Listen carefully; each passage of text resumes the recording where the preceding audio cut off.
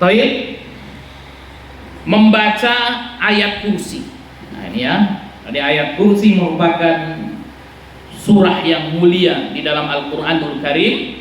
Disunahkan memperbanyak bacaan ayat kursi di setiap tempat. Nah, jadi apa? Membaca ayat kursi itu di setiap tempat disunahkan. Ya. Juga di setiap malam ketika hendak tidur. Begitu juga apa, setiap malam ketika kita hendak tidur disunahkan membaca ayat kursi.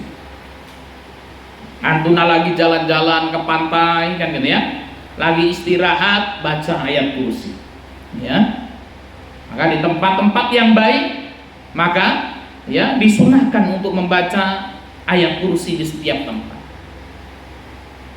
Nah, kecuali di dalam WC, di dalam kamar mandi. Ya. Ketika seorang berada di kamar mandi, maka tidak boleh membaca ayat-ayat Al-Quran dan juga tidak boleh berzikir, ya, menyebut nama Allah Subhanahu wa Ta'ala di dalam WC. Ya, maka kalau orang keluar WC, apa doanya? Ghufranaka. Apa artinya ghufranaka? Ghufranaka. Ghafara apa? Ghufranaka, ya Allah ampunilah aku. Ya, kita minta ampunan kepada Allah Subhanahu wa Ta'ala. Apa hubungannya keluar WC kemudian minta ampunan sama Allah? Kenapa kok kemudian doanya ghufranaka? Hah? Berbuat dosa apa di WC? Kenapa? Karena di dalam WC tidak bisa menyebut nama Allah Subhanahu wa Ta'ala. Ya, betul sekali. Kenapa ketika kita keluar WC kemudian apa? Kita membaca doa ghufranaka, minta ampun kepada Allah Subhanahu wa Ta'ala. Karena apa? Seorang muslim harusnya senantiasa ya berzikir kepada Allah Subhanahu wa Ta'ala. Ketika seorang masuk WC, maka kemudian apa? Dia tidak bisa melafadzkan zikir kepada Allah Subhanahu wa Ta'ala. Kemudian ketika keluar, dia meminta ampunan kepada Allah Subhanahu wa Ta'ala. Kenapa? Karena tidak bisa melafadzkan nama Allah Subhanahu wa Ta'ala di dalam WC tersebut. Nah itu ya, Masya Allah, luar biasa seorang muslim. Ini menunjukkan bahwasanya apa? Seorang muslim harus dekat dengan Allah Subhanahu wa Ta'ala. Ya, sebagai seorang muslim kita tidak boleh jauh dari Allah Subhanahu wa Ta'ala. Sebagai seorang muslim harus ya perhatian terhadap Allah Subhanahu wa Ta'ala, yang menjadikan seluruh hembusan nafasnya ya senantiasa mengingat Allah Subhanahu wa Ta'ala yang menciptakan kita. Maka membaca ayat kursi disunahkan di setiap tempat, ya, di tempat-tempat yang baik. Ya, kemudian ketika hendak tidur disunahkan membaca ayat kursi, kemudian juga membaca muawwidzatain. Ya, itu sebelum tidur juga. Ya. Baca ayat kursi, baca surat Al-Ikhlas, Al-Falaq dan Anas sebelum tidur. Ya, nanti akan dijelaskan lebih gamblang lagi. Nah, kemudian apa? Ayat kursi juga dibaca setelah selesai sholat. Begitu juga muawwidzatain. Jadi setelah kita selesai sholat, maka disunahkan membaca ayat kursi. Kemudian disunahkan membaca surat Al-Falaq dan surat An-Nas. Sebagaimana terdapat dalam hadis sahih dari Uqbah bin Amir radhiyallahu anhu, ia berkata, Rasulullah shallallahu alaihi wasallam menyuruhku membaca muawwidzatain setiap selesai sholat. Jadi apa? Setiap selesai sholat juga disunahkan untuk membaca muawwidzatain, membaca An-Nas dan Al-Falaq. Maka dirutinkan, ya, anak-anakku yang dimuliakan Allah Subhanahu wa Ta'ala, selesai sholat kita baca tuh ayat kursi. Selesai sholat kita baca surat Al-Falaq. Selesai sholat kita baca surat An-Nas, ya. Maka mudah-mudahan Allah Subhanahu wa Ta'ala senantiasa memberikan perlindungan kepada kita. Ya. Maka seorang muslim itu lemah, manusia itulah lemah. Wa khuliqal insanu dha'ifa, dan manusia diciptakan dalam kondisi lemah. La haula wala quwata illa billah. Tidak ada daya dan upaya, tidak ada kekuatan kecuali kekuatan dari Allah Subhanahu wa Ta'ala. Ya, kita bisa sehat itu karena karunia Allah Subhanahu wa Ta'ala. Ya, kita bisa menghafal itu karena karunia dari Allah Subhanahu wa taala. Kita bisa sekolah itu karena karunia Allah Subhanahu wa taala. Segala nikmat yang Allah Subhanahu wa taala berikan kepada kita adalah anugerah dari Allah Subhanahu wa taala yang patut kemudian untuk kita syukuri. Dan kita tidak mampu melakukan apapun ya kecuali apa? Atas izin Allah Subhanahu wa taala.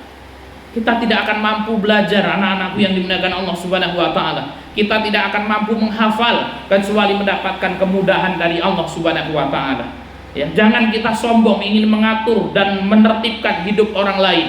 Ya, mengatur hidup kita sendiri, kita pun tidak mampu. Ya. Maka jangan lupa berdoa. Setiap kita selesai sholat malam, maka berdoalah kepada Allah Subhanahu wa taala dengan doa ya hayyu ya qayyum birahmatika astaghits. Ya hayyu ya qayyum, wahai zat yang hidup dan maha kekal, birahmatika astaghits, dengan rahmatmu ya aku meminta pertolongan.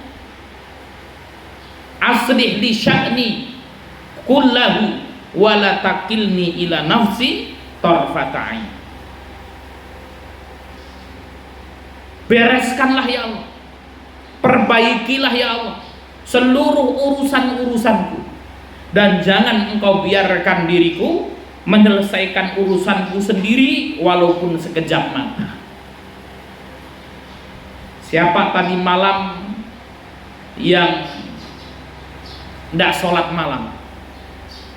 Enggak? Ya, kalau haid Ustaz enggak apa-apa. Usahakan para santriwati yang dimuliakan Allah Subhanahu wa taala, tidak ada orang besar, tidak ada orang hebat, tidak ada orang berpengaruh, tidak ada orang sukses yang Allah Subhanahu wa taala bukakan kesuksesannya, Allah Subhanahu wa taala mudahkan segala urusannya, kecuali mereka orang-orang yang tegak berdiri di malam hari, bertahajud, berdoa dan memohon kepada Allah Subhanahu wa taala. Maka jangan tinggalkan sholat malam, walaupun sholatnya cuma 2 rakaat plus witir 1. 15 menit sebelum subuh ya kita sudah sholat.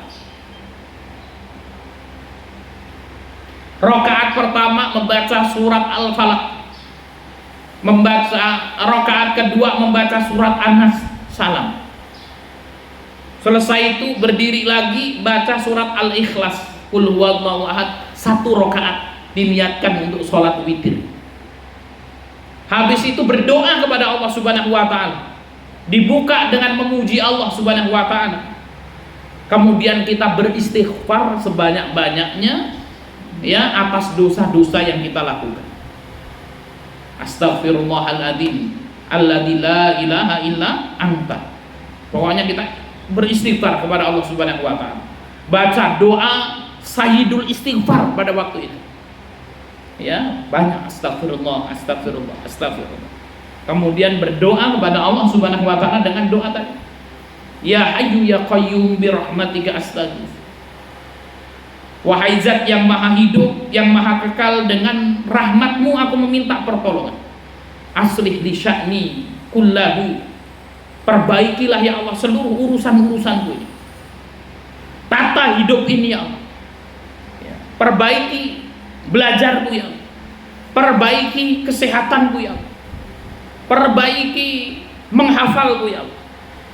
Aslih li sya'ni kullahu, yaitu artinya apa? Agar Allah memperbaiki seluruh urusan-urusan kita, termasuk uang jajan kita, termasuk ketenangan hati kita.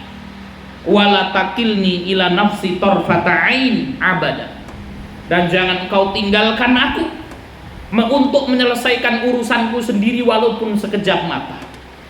Anak-anakku yang dimuliakan Allah Subhanahu wa taala, ini pesan dari Ustadz, rutinkan ini.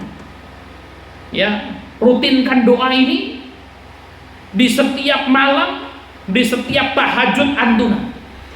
Kalau antuna sedang haid dan tidak bisa melaksanakan sholat, ketika bangun sebelum sholat subuh banyak-banyak istighfar dan baca doa ini. Maka mudah-mudahan para santriwati yang dimuliakan Allah Subhanahu wa taala, hidup kita akan ditata oleh Allah Subhanahu wa taala. Hidup kita akan ditata oleh Allah Subhanahu wa taala. Allah Subhanahu wa taala akan memberikan kemudahan-kemudahan bagi kita. Ya. Ustaz, mau sholat malam sulit bangunnya. Ya. Bagi kita yang bangun, yang sulit untuk bangun sholat malam, maka coba kita mengintrospeksi diri kita. Para ulama mengatakan di antara sebab seseorang itu susah bangun malam, susah sholat tahajud di malam hari, dikarenakan kemaksiatan yang belum diampuni oleh Allah Subhanahu wa taala. Ya, disebabkan dosa-dosa yang belum diampuni oleh Allah Subhanahu wa taala, sehingga apa? Sulit bangun malam, sulit sholat tahajud.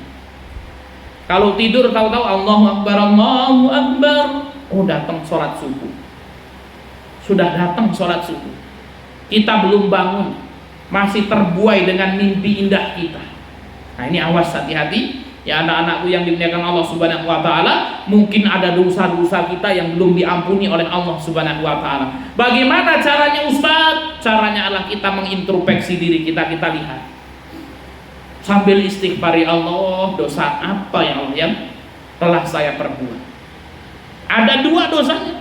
Kalau tidak dosa zahir, dosa batin. Kalau tidak dosa zahir, dosa batin. Ya. Dosa zahir adalah dosa-dosa yang kita lakukan dengan zahir kita. Dosa batin adalah dosa yang menyelinap di dalam hati kita. Benci terhadap kawan kita, ya, iri, hasad dan lain sebagainya, dongkol, ghil dan lain sebagainya. Ini anak-anakku yang dimuliakan Allah Subhanahu wa taala, dosa yang menjadikan kita sulit melaksanakan sholat tahajud. Maka paksakan diri kita untuk bangun di malam hari, sholat minimal 2 rakaat plus 1 witir, itu minimal sekali. Banyak-banyak beristighfar kepada Allah Subhanahu wa taala. Terutama antum diciptakan oleh Allah Subhanahu wa taala sebagai seorang wanita yang rapuh hatinya, baper perasaannya, gitu ya. Maka wanita itu harus sering-sering membersihkan hati dan jiwa, ya. Karena omongan sedikit baper, melihat temannya sedikit timbul rasa hasad dan lain sebagainya. Kenapa kok penelitian itu menyebutkan orang-orang yang kena penyakit yang mengerikan, penyakit kanker payudara, kena penyakit ini dan itu kebanyakan siapa? Wanita. Kenapa? Anak-anakku yang dimuliakan Allah Subhanahu wa taala, ternyata apa? Ya, penyakit itu bersumber dari hati manusia. Ketika kita sedih, ginjal kita, awas, hati-hati kena. Ketika kita marah, tensi kita, hati-hati, kan gitu ya. Jadi apa? Penyakit-penyakit yang ada itu berawal dari perasaan dan hati seseorang. Ketika kita marah, ketika kita tertekan, ketika hati kita benci, maka ada hormon-hormon dalam badan ini yang kemudian tertekan, ya, sehingga kemudian menimbulkan penyakit-penyakit yang ada. Maka kita semuanya, terlebih lagi seorang wanita, harus pandai-pandai melihat hati kita, ya. Hati kita harus diperhatikan sebagaimana badan kita diperhatikan, ya. Antuna mandi 3 kali sehari, ya, pakai celak dulu, ya, pakai saput, pakai lipstik, kan gitu ya, dipoles itu aja, ya, biar kelihatan cantik, biar kelihatan bersih. Namun hati kita dibiarkan seperti hutan belantara. Hati kita kok kotor, ya, sehingga kemudian apa? Penyakit hati itu dapat yang mendatangkan penyakit fisik, dan na'udzubillah, penyakit hati itu dapat membakar amal-amal soleh kita. Nah, maka ya, setiap sholat 5 waktu itu tadi baca surat ayat kursi, baca surat An-Nas, baca surat Al-Falaq, ya, agar kemudian apa? Hati kita dijaga oleh Allah Subhanahu wa ta'ala. Baik anak-anakku yang dimuliakan Allah Subhanahu wa taala, ya selanjutnya silakan.